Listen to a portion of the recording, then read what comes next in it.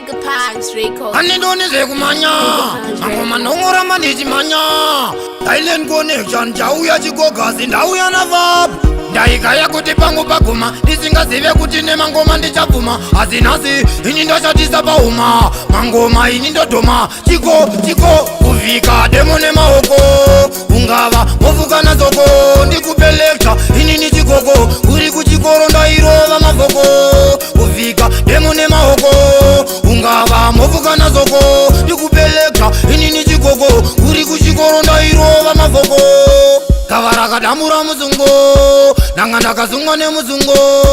Ini ndiri mwana wa kushungo Chese chinopera chinotanga nemavambo Kuda kundiruma kunge mungu Manje ini ndinoshandisa ushungu Ini ndava kudawo chirungu Ndauya chiko Kuvika demo nemaoko Ungava movuka nazoko Ndikupeleka ini ni chikoko Kuri kuchikoro ndairova mavoko Kuvika demo nemaoko Ungava movuka nazoko Ndikupeleka ini ni chikoko Kuri kuchikoro ndairova mavoko Yekuimba ndakatanga ndiri mudiki Saka nazika ndiri muchiki Ini togona kukwita ziki Ndavaudza kuti handidzokere kubheki Ini ndava kufambira mudenga Chipo changu ndinotendesa matenga Nekuti chipo chakabva kudenga Mangoma ini ndongoramba ndichipenga chiko Kuvika demo nemaoko Ungava movuka nazoko Ndikupeleka ini ni chikoko Kuri kuchikoro ndairova mavoko Kuvika demo nemaoko Ungava movuka nazoko Ndikupeleka ini ni chikoko Kuri kuchikoro ndairova mavoko Kavara kadamura muzungo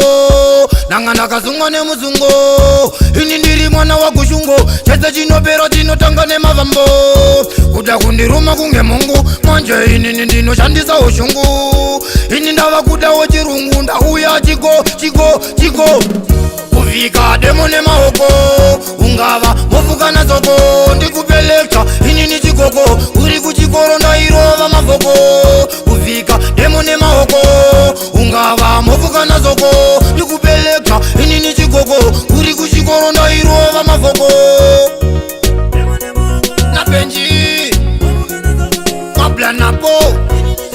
Na miti Na munya Ujonge chimunya Ini ndukuzanya Niyenda kubonya Mega Punch Records.